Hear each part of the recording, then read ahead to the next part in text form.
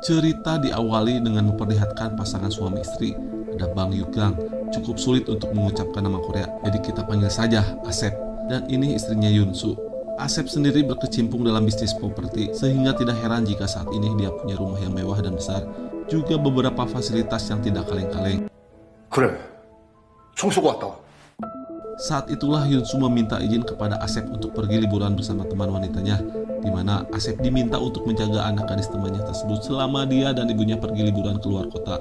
내가 만없이 소개해줄게. Singkat cerita, akhirnya Asep dengan senang hati mau mengantarkan Yunsu dan temannya ke bandara. Sampai sini, kita masih belum bisa melihat apa istimewa dari Asep, kecuali om-om kaya raya dan istri yang bening alias cantik. Sesuai janjinya kepada sang istri tercinta, Asep pun menjemput anak gadis temannya bernama Yunsi. Ini parasnya, Yunsi mengajak istrinya ikut nebeng di mobil dan meminta Asep untuk tidak langsung mengantarkannya pulang ke rumah, tetapi dia ingin diturunkan di toko buku dan membeli beberapa buku pelajaran. 홍대요. 책 좀 사려고요. Lalu kita akhirnya diperlihatkan sedikit dari keistimewaan si Asep ketika dia mampu menganalisis dan membuat hipotensa sementara saat bisa menebak jika Yunsi tidak benar-benar pergi ke toko buku, melainkan akan nongkrong bersama temannya.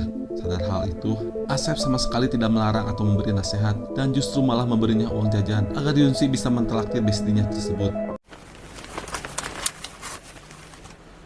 걱정 마세요. 그래. Saat tengah malam, Asep ditelepon Yunsi. Dia mengatakan jika dirinya sakit perut dan ingin kembali pulang ke rumahnya. Di mana saat sudah sampai di sana, Yunsi justru menampak tengah berdua bersama dengan pemuda yang merupakan kakak kelasnya yang langsung pamitan saat itu juga. 윤지야, 내가 먼저 갈게. Sebagai ababil alias ABG yang masih labil, Yunsi rupanya tidak benar-benar sakit perut, melainkan hanya ingin dijemput numpang tidur di rumah Asep setelah bertengkar dengan pastinya yang tadi. Namun betapa gak jelasnya si Yunji ini saat menyuruh Asep untuk pulang duluan saja, karena dia baru mendapatkan pesan dari kakak kelasnya yang pamit barusan untuk ikut bersamanya. Saat akan pergi itulah Asep sempat melihat Yunji naik motor bersama beberapa pemuda moge yang merupakan kakak kelasnya, di mana Yunji dibungkus dan dibawa entah kemana. Lalu Asep pun tidak ingin ambil pusing dengan hal tersebut. Beliau bernama Yuli, seorang siswi yang bekerja sampingan sebagai seorang germo yang menjual adik-adik kelasnya kepada para pria hidung belang, di mana Yunji ternyata sudah diwadulan alias dibohongi oleh kakak kelasnya yang satu geng dengan si Yuli ini. Tak terima diperlakukan seperti ini, Yunji pun memberontak dengan mengatakan hal-hal kasar, di mana saat Yuli akan menamparnya. Ya, ada Asep yang muncul entah dari mana. Namun jika kita putar sedikit ke belakang, ternyata saat Asep memasukkan beberapa lembar uang ke dalam dompetnya Yunji, Asep rupanya diam-diam memasukkan sebuah alat pelacak yang bisa membuat Asep tahu di mana dan kemana Yunji berada. Sehingga ketika melihat Yunji dibonceng oleh beberapa pemuda yang tidak jelas tadi, Asep diam-diam mengikuti untuk memastikan Yunji baik-baik saja. 근데 씨발 여기 어떻게 알고 왔냐? Merasa punya banyak pasukan, Yuli menyuruh anak buahnya untuk menghajar Asep, di mana kita lagi-lagi akan diperlihatkan sedikit dari skill si Asep ini saat dia mampu menumbangkan mereka semua tanpa kesulitan dan tanpa ekspresi yang berlebihan alias berwajah dingin. Yang menarik dari si Asep ini adalah ketika Yuli berhasil menusuk perutnya, Asep sama sekali tidak menunjukkan raut muka kepanikan dan kesakitan saat pisau menancap menembus perutnya. Yang kita semua tahu, jika orang biasa tidak akan berlagak seperti ini jika bukan karena punya ilmu kebal atau punya ilmu rawa rontek. Sehingga bisa dipastikan jika Asep bukanlah om-om sembarangan yang bisa dianggap remeh atau sangu. Waktu terus berlalu, Yunzi akhirnya memutuskan untuk menginap di rumah Asep selama ibunya pergi liburan, di mana hal tersebut sebenarnya sangat tidak diinginkan oleh Asep yang lebih nyaman tinggal sendiri. Tapi mau gimana lagi, sang istri yang cantik sudah menitipkan anak tersebut, yang tentu saja Asep tidak bisa menolak permintaan istri tercintanya. 몇 살인 나이가 없어요? 그냥 안 낳는 거야. Saat malam hari ketika Yunsi dan Asep lewat depan gedung semalam, terdapat banyak sekali polisi yang menjadikan gedung tersebut sebagai TKP. Yang ternyata semua orang yang dihajar oleh Asep semalam itu sudah tewas. Rupanya ada orang lain yang membunuh para pemuda tersebut kecuali Yuli, yang sepertinya itu dilakukan oleh kelompok tertentu atau organisasi yang tidak ingin bisnis jual beli wanita mereka terbongkar. 그래요. Keesokan paginya, kediaman Asep pun didatangi oleh seorang detektif kepolisian yang bernama, kita panggil saja si detektif. Ini parasnya. Berdasarkan kamera CCTV sekitar, mobil Asep terlihat sempat melewati tempat kejadian perkara, di mana saat si detektif mengajukan beberapa pertanyaan yang memojokkan, Asep dengan luar biasanya mampu membuat sebuah alibi yang baik yang menandakan bahwa beliau sudah terbiasa menghadapi interogasi dan situasi seperti ini. 1.5톤 트럭. Lanjut. Tak lama setelah si detektif pergi, Yunzi mendapatkan telepon dari Yuli yang mengancam akan menjebloskan Asep ke penjara, di mana Yuli memiliki pisau yang sempat dipegang oleh Asep Besawengi tadi, yang pastinya akan menjadi barang bukti, dan seolah Aseplah pelaku pembunuhan tersebut. Yuli juga mengatakan bahwa sudah ada pelanggan yang menginginkan dan tertarik dengan Yunzi, di mana Yuli meminta supaya Asep menyerahkan Yunzi dalam waktu 1 kali 24 jam, karena jika tidak, maka Yuli akan menyerahkan pisau tersebut kepada polisi. Dan yang terakhir, Yuli berterima kasih kepada Yunzi karena dompetnya ada di dia dan semua uangnya akan menjadi milik Yuli. Tak tinggal diam, Asep langsung membuka koper berisi gelang pelacak untuk dipakai oleh Yunzi. Sementara beliau akan keluar sebentar untuk mencari Yuli berdasarkan alat pelacak yang ada di dalam dompet Yunzi.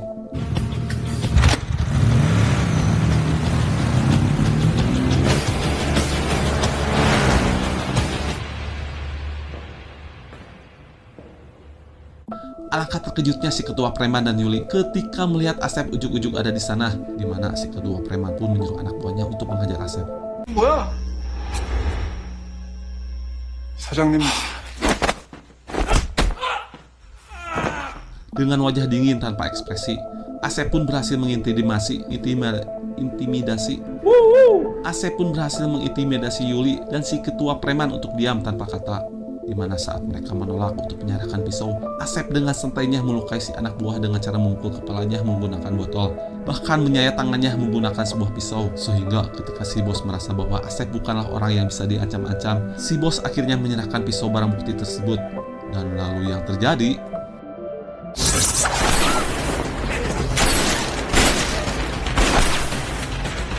ya, si Yuli dan ketua preman berhasil kabur ke belakang, di mana Asep justru mendapatkan serangan dari seorang berkemampuan hebat. Entah siapa dia, tapi Asep hampir saja terkena senjata sumpit besi yang mengharuskannya terlibat pertarungan dengan pria misterius tersebut.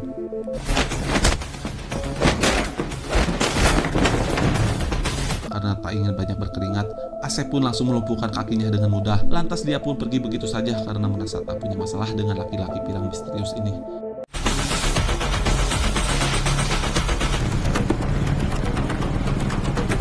Cangcut. Asep menemukan rumahnya sudah dalam kondisi acak-acakan, berikut dengan Yunzi yang ternyata sudah diculik oleh orang-orang dari kelompok mafia yang memperkerjakan si Yuli dengan gelang pelacak yang sudah dipasang tadi pagi. Tak sulit bagi Asep untuk menemukan lokasi di mana Yuli berada saat ini, di mana Asep akhirnya mulai serius dengan masalah ini, yang hal itu dibuktikan ketika dia kembali membuka koper berisi pistol yang bisa dipakai oleh seorang profesional. Sesuai lokasi pada alat pelacak, Asep akhirnya sampai di markas tempat dikurungnya para gadis-gadis muda, di mana Yuli yang akan kabur bersama kelompok mafianya pun berhasil ditangkap lebih dahulu, sehingga Asep bisa mencari tahu informasi tentang kemana Yunzi dibawa. 어차피 보이지도 않는데. Karena gelang pelacaknya sudah diketahui, Asep terpaksa membawa Yuli kembali ke dalam. Di situ Yuli terpaksa membeberkan semuanya, dimulai dari hotel tempat para gadis ini akan dijual ke pelanggan. Berikut alasan kenapa mereka memilih siswi seperti Yuli sebagai ketemunya, karena siswi sekolah cenderung aman dan susah terhendus oleh pihak kepolisian. 씨발 궁금하면 직접 알아보던가. Saat Asep bertanya apa nama hotel tempat para gadis itu dijual, Yuli dengan sombongnya enggan menjawab pertanyaan tersebut. Dan jika Yuli menganggap bahwa Asep tidak akan berani menyakiti seorang wanita, itu salah besar Pergoso. Karena Asep dengan santainya menusuk paha Yuli hingga hampir menembus arterinya, sehingga Yuli akhirnya memberitahu nama hotel yang dimaksud. 진짜야.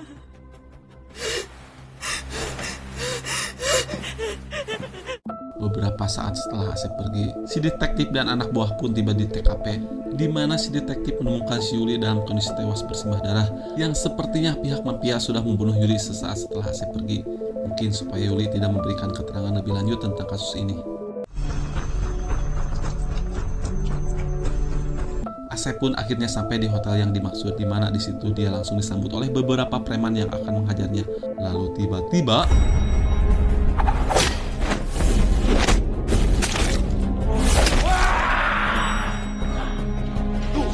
Kita diperlihatkan secara gamblang betapa tidak berperasaannya si Asep ini saat mengakhiri hidup seseorang, seolah itu merupakan hal yang biasa. Atau mungkin Asep sudah terbiasa melakukan hal ini sejak lama. Sampai detik ini kita masih belum bisa mengetahui siapa sebenarnya sosok si Asep ini.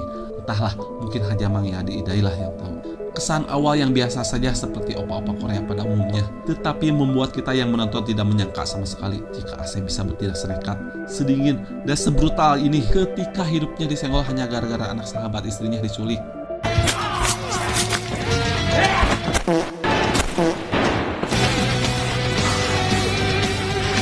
Setelah membantai semua preman di hotel ini, Asep sengaja menyisakan 3 preman untuk diminta keterangan yang lagi-lagi akan diperlihatkan dengan sikap Asep yang tidak bisa diajak kompromi dan tidak banyak basa-basi. Ketika dia langsung menghilangkan nyawa satu persatu dari mereka akibat lelet dalam memberikan keterangan.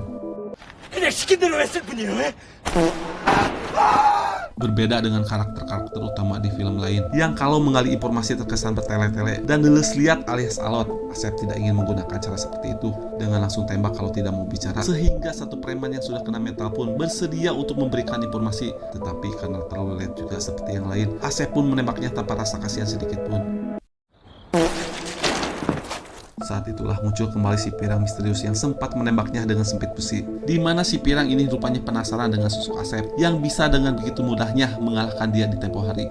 Dan yang menarik adalah si pirang dengan baik hatinya memberitahu kemana Yunzi dibawa, dan dengan pedenya dia mengatakan bahwa percuma saja Asep mengetahui hal ini karena sebentar lagi Asep akan mati di tangannya. 회사님이 나 때문에 손해를 많이 봤어. 더 많은 어린애. Sebagai ucapan terima kasih atas informasi yang diberikan barusan, Asep pun bersedia untuk memenuhi keinginannya dengan bertarung dalam salah satu kamar. Namun karena Asep tidak punya banyak waktu, dia akhirnya mengikat si pirang dengan tali dan loncat dari lantai 7 untuk bisa secepatnya keluar dari hotel tersebut.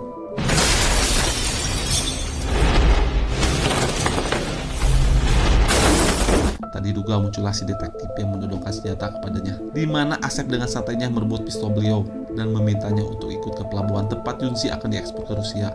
Sesampainya di pelabuhan, si detektif pun diajak ugal-ugalan dengan mobilnya. Lalu apa yang terjadi? Ya, Asep menabrakkan mobilnya ke mobil yang sedang membawa Yunzi. Setelah memastikan Yunzi baik-baik saja, Asep pun menghampiri si ketua preman untuk mencari tahu siapa dalang di balik penculikan Yunzi. Namun karena dia ngeyel, Asep pun memutuskan untuk menembaknya saja. Dan Anda mungkin akan terkejut saat mengetahui jika bapak detektif ini merupakan seorang oknum penegak hukum yang korup, di mana Asep yang sadar akan hal itu pun membuat kesepakatan dengan beliau supaya mau membereskan kekacauan ini dan juga menghapus nama Asep dari keterlibatannya dalam kasus ini. Sebagai imbalannya, Asep akan tutup mulut atas uang suap dan hubungannya dengan almarhum si ketua preman.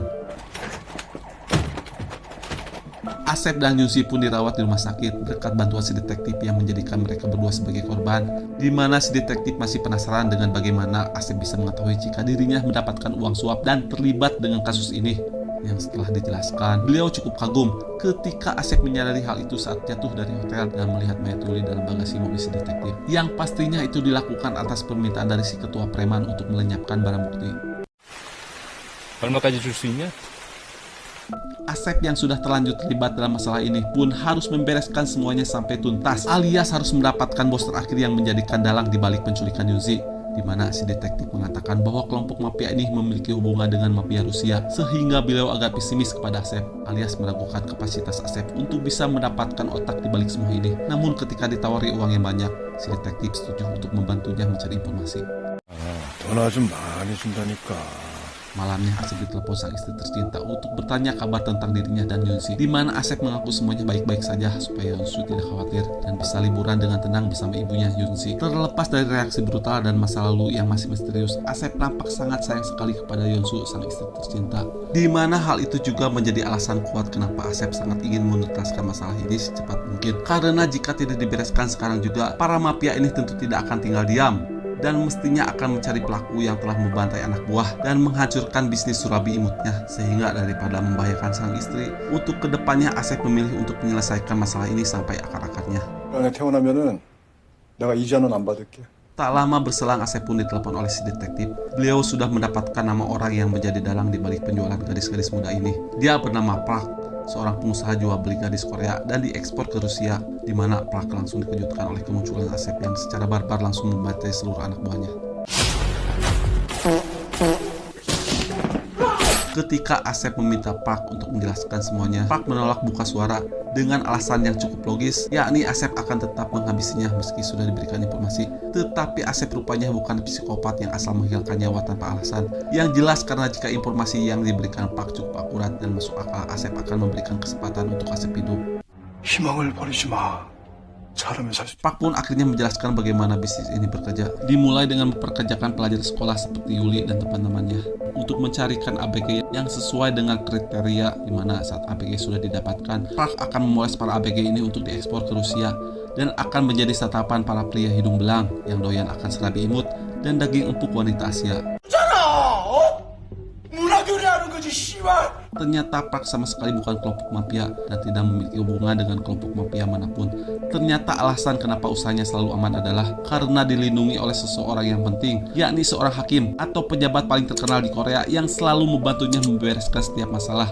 Yang lebih koplaknya adalah si hakim ini rupanya doyan juga dengan ABG alias daun muda, yang mana sebagai imbalan atas setiap bantuan yang diberikan, Park selalu memberikan produk-produk baru alias ABG bau kencur yang masih fresh. Dan yang salah satunya adalah si Yunji. Setelah menghabisi Park dan antek-anteknya, Asep pun menghubungi seseorang dari departemen pembersih yang bertugas untuk membersihkan TKP dan membereskan semua mayat dengan sangat rapi dan teliti. Yang pada titik ini saya cukup terkejut karena dalam film John Wick juga ada tim pembersih yang memang menaungi seluruh pembunuh bayaran di Amerika Serikat. Sehingga saya memiliki teori sendiri mengenai sosok si Asep ini, yang kemungkinan besar imannya adalah mantan pembunuh bayaran yang sudah bertobat dan ingin hidup normal. 자살 같은 그런 합법적인 시신만 처리한다고. Tidak hanya memiliki akses departemen pembersih, Asep juga mempunyai akses ke seorang ahli senjata yang memiliki berbagai senjata api, di mana Asep meminta sebuah senjata api sejenis sniper, lebih tepatnya M200 buatan Amerika Serikat berikut dengan peredamnya. Malamnya si detektif Korpo akhirnya berhasil mendapatkan informasi terkait hakim yang dimaksud, di mana hakim tersebut merupakan seorang kepala kejaksaan provinsi, di mana dia berasal dari keluarga yang cukup berkuasa, sehingga si detektif agak pesimis jika Asep bisa menyentuh atau menyelidiki tentang hakim tersebut. 쪽으로도 영향력이 막강하던데. Ternyata si detektif sudah salah besar ketika meremehkan seorang pria macam si Asep ini, di mana dengan sniper yang sudah dipesannya, Asep langsung menembak semua penjaga yang menjaga kediaman si hakim, dan di mana Asep juga melakukan aksi tembak-tembakan dengan cara jarak dekat yang mirip dengan teknik kungfu yang sering diperagakan oleh si John Wick.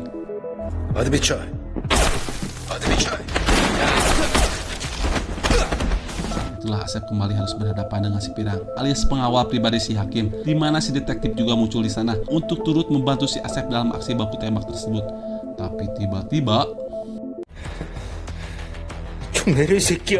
rupanya si detektif berkhianat dan keluar dari kesepakatan.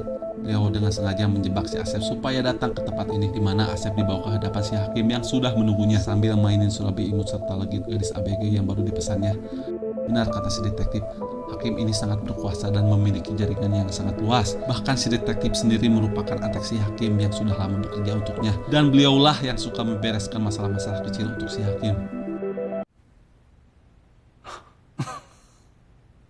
Si detektif pun disuruh untuk membereskan masalah ini dengan menghabisi si Asep, dan seolah kematian si Asep adalah bundir, di mana si Asep pun dibawa ke ruangan lain. Sementara si hakim akan bersenang-senang dengan ABG yang masih berwarna pink.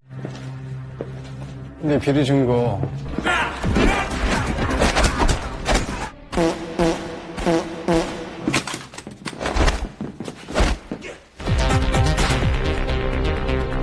Asep pun berhasil melumpuhkan mereka semua, yang mana sebelum menghabisi si detektif, Asep sempat memberikan sepatah dua patah kata tentang momen barusan, bahwa dia sengaja membiarkan dirinya tertangkap supaya bisa melihat langsung wajah si hakim dan tahu mana membatok si hakim dengan mata kepalanya sendiri. Yang itu berarti jika mau sedari tadi si Asep bisa saja membantai mereka semua dengan sangat mudah. Dan inilah saatnya final battle, di mana si Pirang masih saja penasaran ingin menguji kemampuan dirinya dengan seorang pembunuh paling terkenal, di mana mereka berdua melakukan pertarungan yang sangat beradrenalin dan sangat epik, sehingga membuat kita yang menonton akan merasakan jiwa-jiwa psikopat yang brutal yang muncul dari dalam sanubari tubuh kita yang menggebu-gebu, dan itu enak sekali dan nyaman.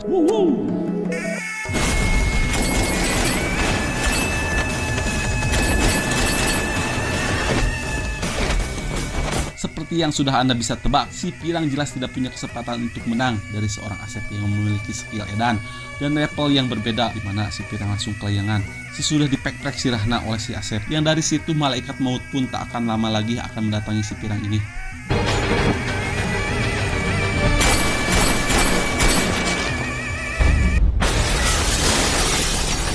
Semua anak buahnya dihabisi, benar-benar habis tak tersisa. Si hakim yang dari awal tampak gede hulu alias merasa besar kepala pun kini langsung ciut ketika harus berhadapan langsung dengan Asep, di mana gugup dan gemetaran nampak sekali terlihat. Momen ini sangat menarik dan memuaskan dan menyenangkan sekali untuk saya pribadi. Bahkan untuk duduk saja, si hakim harus menunggu perintah dari si Asep yang cool ini. Sempat menawari Asep dengan uang, perlindungan, dan kekuasaan. Namun Asep yang tidak tertarik dengan itu semua. Asep justru bertanya kepada si hakim tentang kenapa dia sangat menginginkan Yunzi sampai-sampai menyuruh orang untuk menculiknya. Di mana si hakim akhirnya mengungkapkan semua fakta mengejutkan bahwa dirinya sudah lama membooking dan mencarter si Yunzi ini. Bukan dari Pak, si ketua penjual gadis, bukan dari Yuli, bukan juga dari si preman, melainkan dari ibu Yunzi sendiri, yang ternyata ibu Yunzi yang saat ini sedang liburan bersama istrinya si Asep. Rupanya bukan ibu kandung, melainkan ibu angkatnya Yunzi yang memiliki profesi gelap sebagai seorang mami atau germo yang bekerja untuk orang-orang besar seperti si hakim ini. Dikira akan dibiarkan hidup, si hakim pun ikut tertawa ketika Asep tertawa, bahkan ikut berdiri ketika Asep mulai berdiri. Kemudian yang terjadi,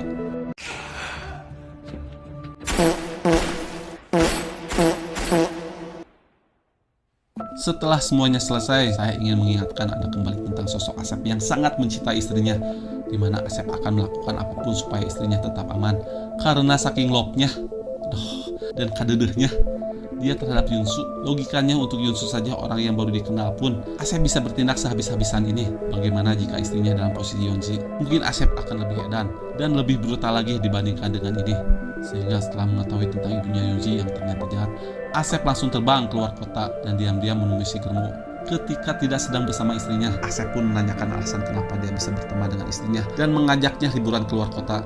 Di mana si Germo ini sengaja mendekati Yunsu setelah mengetahui jika suami Yunsu, si Asep ini adalah orang kaya yang punya banyak rumah, yang berarti beliau hanya ingin memanfaatkan Yunsu karena kekayaannya saja. Dan ingat, Asep bisa sangat-sangat kejam sekali jika ada seseorang yang menyentuh atau berniat jahat kepada sang istri tercinta. Sehingga saat sudah berada di tempat sepi, Asep langsung menembak si ibu ini dan jasadnya segera dibereskan oleh tim dari Departemen Pembersih yang menaungi seluruh kelompok pembunuh bayaran yang ada di negara Korea.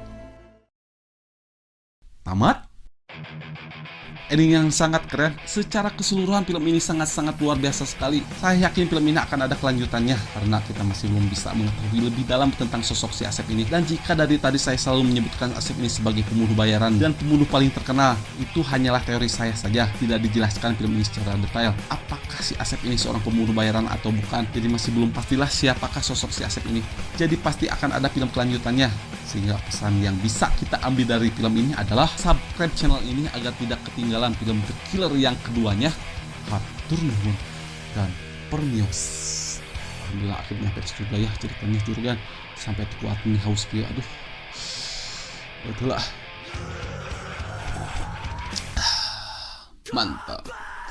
Subscribe hula tuh, subscribe hula.